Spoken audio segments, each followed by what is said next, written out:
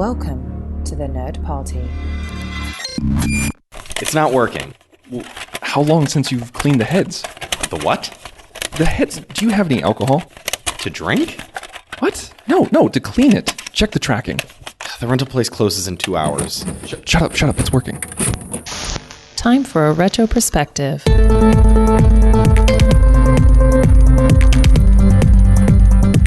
Hello and welcome to Retro Perspective, the show on the Nerd Party where we take a look at all of the movies released 25 years ago this week. I'm Mike. I'm John. And today we're taking a look at the movies released on the week of July 22nd, 1994. But we did have a movie which was released on July 20th, 94, getting that, Wednesday jump on the competition. Yes. As so many movies like to do, especially in the summer. Yes, you get that extra 2 days of box office that counts toward your weekend. Yeah. Which is a little weird, Still haven't quite figured out how all that stuff works, but, the Thursday night grosses get rolled over into Friday. That's a thing, Yeah. Yeah. I mean, when I was in college, 5-day weekends made a lot of sense. So, Yeah, I'm all for it, like in theory. Yeah. But Yeah. in terms of the accounting, it's an interesting thing that they do. But Oh yeah. Yeah. So the July 20th movie, that Wednesday opening, was the number 2 movie of the week with $31.4 million at the box office and a 78% on Rotten Tomatoes. The Client. The Client, directed by Joel Schumacher, starring Tommy Lee Jones and Susan Sarandon. And based on Brad Renfro, too. Yes, based on a John Grisham book because he was all the rage back in the 90s. Yes, with a screenplay by a first-time screenwriter, Akiva Goldsman. Did you watch this movie? I did not. Okay. I did not, because to be honest with you, I went through the John Grisham thing. I was there for those movies. I saw a couple of them. They've never been anything that I've wanted to go back to. Did you see this one when it was in the theaters? I did not. I skipped this one. So you've never seen it? No, I have not. No. Okay. Did you watch it?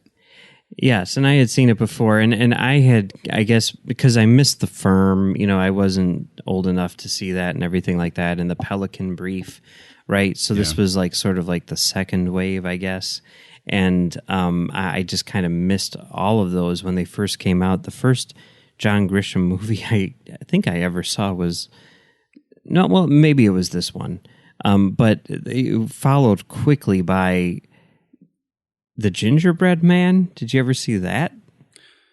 When did A Time to Kill come out? It was after this. It was 96. Okay. So, because here's the interesting thing, right? Goldsman and Schumacher team up to do this in 94. Mm-hmm. Then they get back together in 95 to do Batman Forever. Then in 96, they do A Time to Kill together. Mm-hmm. And then in 97, they do Batman and Robin. So they worked together on 4 consecutive movies in 4 consecutive years, but kept on switching from Grisham to Batman to Grisham to Batman. It's an odd rotation, isn't it? It is. But, I would say the first 3 of those movies are good, including this one, the very first one. Batman and Robin, not so much. Batman Forever. Yeah.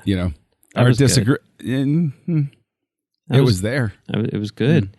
But, with this, look, it's way different from Batman Forever. I'll say that. Very true. Very true. No, Schumacher's a good director. Yeah. He actually is a good director. Yeah. Yeah. And he's got a lot of range, and so does Goldsman. And, it's a story about like a kid who essentially witnesses a lawyer committing suicide in the woods. And the whole thing is like prior to that, the lawyer the reason why he's killing himself is because the mobster who he's representing, who killed a senator, told him where the body was buried, literally. And if he doesn't kill himself, the mobster is going to kill him in order to protect that information, right? So for whatever reason, prior to killing himself, this lawyer tells the kid. He tells the kid thinking that the kid's going to die too. He's going to kill the kid. And the kid doesn't die. So now the kid is completely scared out of his mind because, you know, he thinks that the mob is going to come and kill him because they are. But also he has this information. So the attorney general, played by Tommy Lee Jones, is coming after him in order to get the information. And no one's looking out for this kid except for Susan Sarandon, who's a lawyer who he kind of stumbles upon, who's representing him. Yeah. And, you know, so it kind of goes from there, you know. And I mean, it's a solid story. It's, you know, it kind of at the end devolves into sort of your typical action thing, but it's got a great cast. I mean, Tommy Lee Jones, he's kind of chewing up the scenery, and, you know, Susan Sarandon, she's good, but it's got Mary Louise Parker as the kid's mom, and then a lot of people who are pretty big in like bit roles, like what's the guy's name? Anthony, the guy from ER, the main guy from ER. Anthony Edwards. Yes, Anthony Edwards. Yeah. And William H. Macy shows up for a little while, and, you know, a lot of weird, interesting people. Like Ozzie Davis is in there for a little bit. So Macy's in there. So that's the second movie we know that Macy's been in, because he was also in Being Human earlier this year. Okay, with right. Robin Williams. So his star is starting to rise. He's ascending toward his Boogie Nights breakthrough. Yes. But it's decent. It's decent. It has kind of an action-y climax, which is a little weird, but for the most part, I liked it a lot.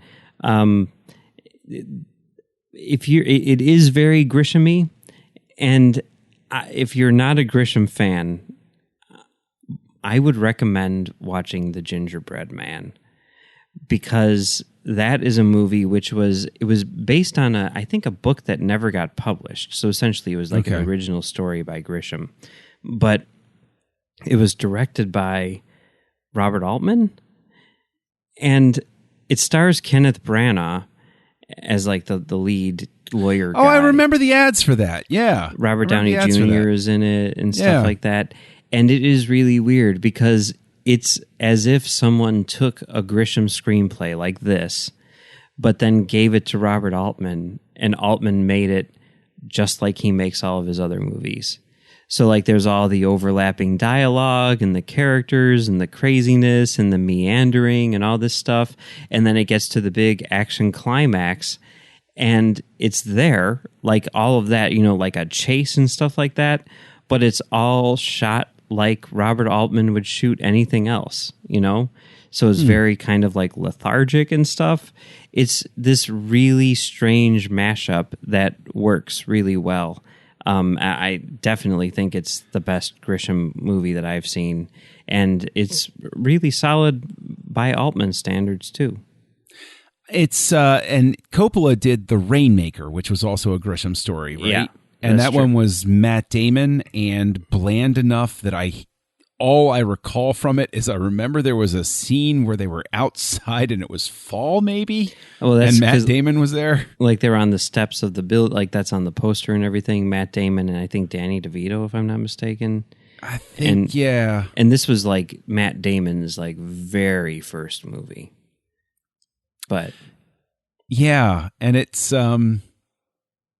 man, that's one that's just so forgettable that I don't know if it's forgettable because I saw it and I was like, oh, another Grisham movie, or if it's just I mean, Coppola was kind of losing his verve for filmmaking, you know, before he retired there. I think that was the last one that he did before coming back like 20 years later to do his little movies, Youth Without Youth or whatever it was, and I forget what the other one was called. There were a couple of them. He's got a passion project that he's bringing back, too. I forget what the title of it was. Megalopolis, I think. Yeah. Which is like a big sci-fi movie that he's been trying to make for 20 years. Like, it was after episode 1 came out where he's like, oh, the technology's there that I can make this movie. And he never made it. But yeah, it's like about a big futuristic city of some sort. Something like that. I hope he makes it. Yeah. So yeah, Client. I recommend it. All right, cool. I mean, don't rush out to see it, but yeah. So yeah, July 22nd, we had 3 movies come out. The first one didn't chart, but it does have a 40% positive on Rotten Tomatoes, and it's called Just Like a Woman. Mm-hmm. And it stars, I believe, Julie Walters, I want to say. Yes.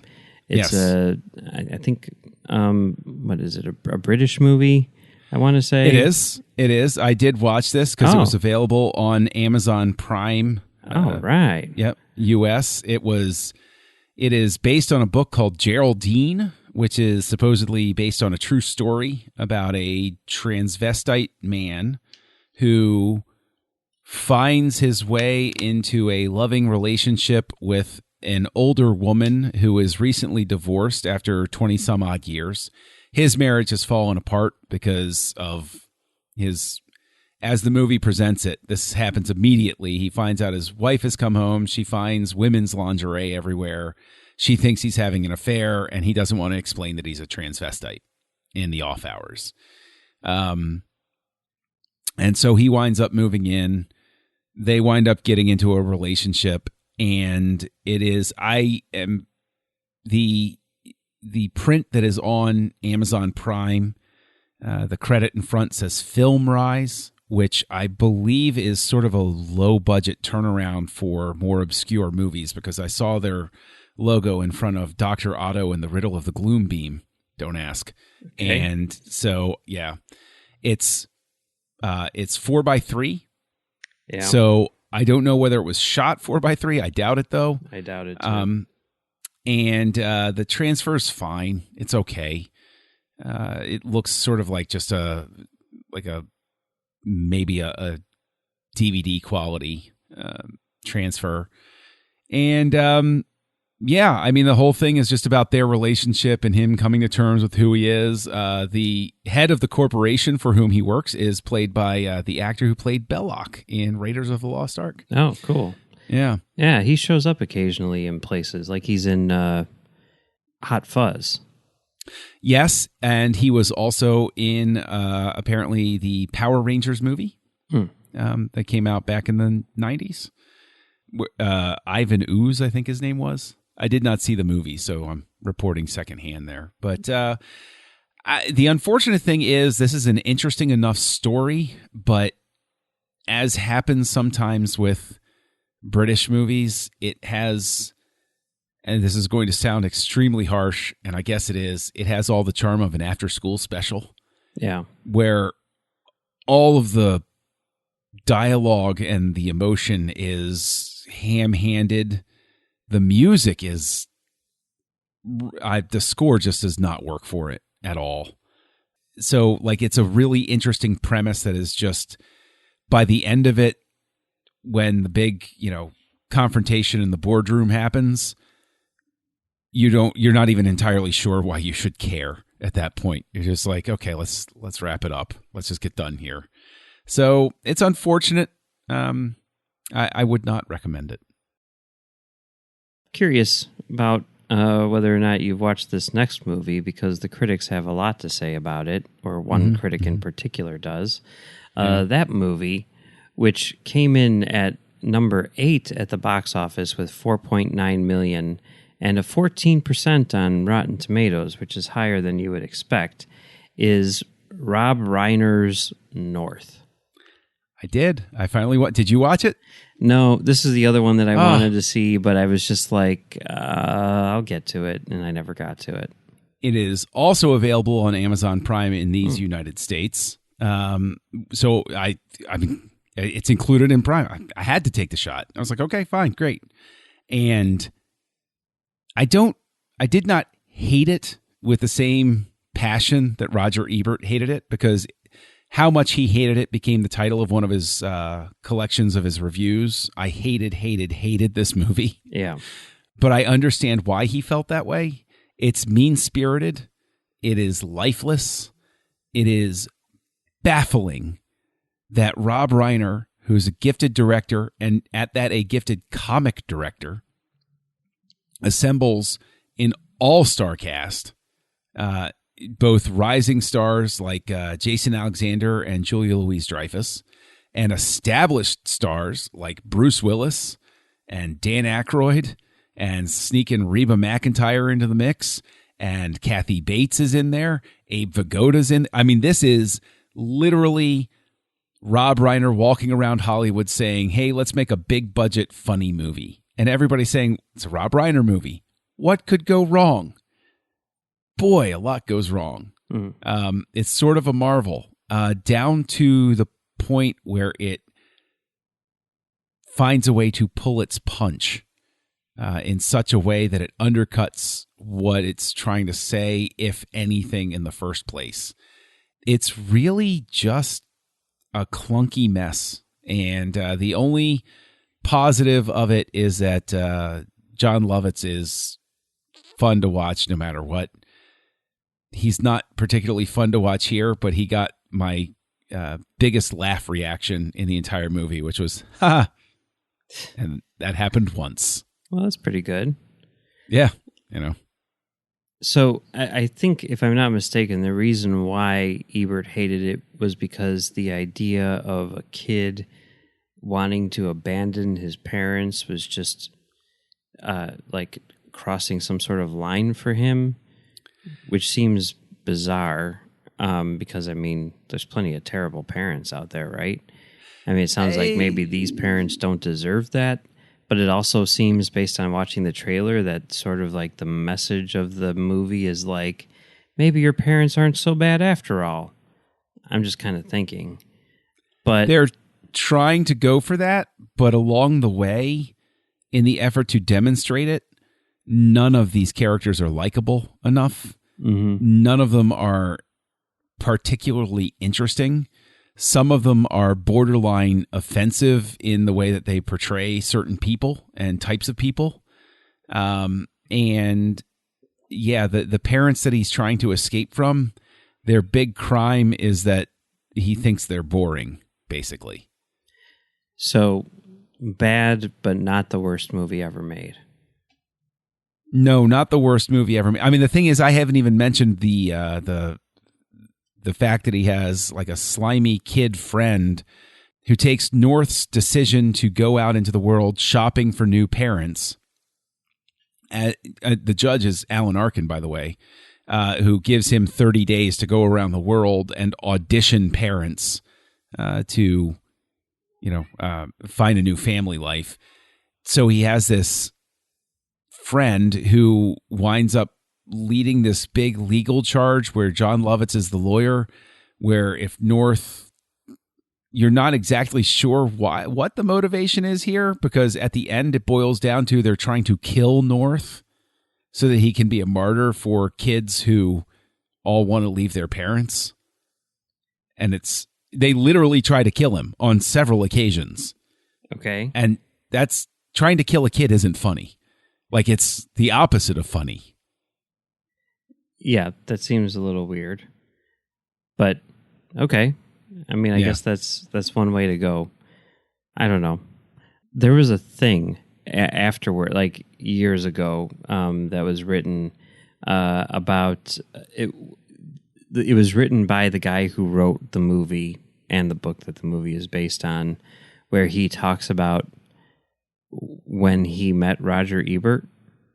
Yeah. It sounds like it was sufficiently awkward, but yeah, I remember it being a funny article, so it might be something to check out. I would love to check it out because, yeah, I mean, the role of the critic is to criticize, right? Yeah. So yeah. Hey. Anyway, so okay, North, bad, complete belly flop. Okay. Yeah. All right. So there's one more movie that came out this week. And that came in at number 7 at the box office with $5.2 million and an 88% on Rotten Tomatoes. So the best reviewed movie of the week. And that is Lassie. Did you watch Lassie? Wish I had, Mike. I really wish I had. This is one that I had absolutely no desire to see, despite the rave reviews. I was just like, I can't care about Lassie. I'm sorry, guys. But well, at least we know that the urge to bring back childhood properties isn't relegated to our generation alone. Yeah. So, but apparently it worked back then. So not that it doesn't necessarily work now, but yeah. Yeah, it'd be interesting to chart the batting average, see if it's about the same. Yeah. Oh, well. So it sounds like The Client might be the winner for the week out of the ones we watched. Kind of wish I'd watched that one, yeah. Yeah. Yeah. It is available on HBO, but in typical HBO Warner Brothers fashion, it's cropped. So if you want to get the full widescreen version, you have to rent it off of iTunes or something.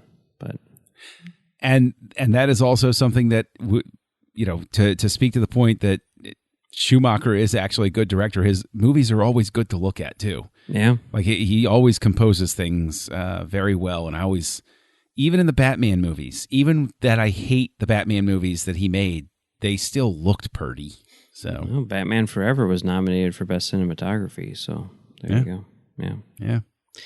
All right. So next week, I guess summer is starting to wind down. So, this is the time of the year back then where it's like, oh, let's throw in some comedy. It's like low stakes, but something to fill a gap. So anyway, 5 movies next week.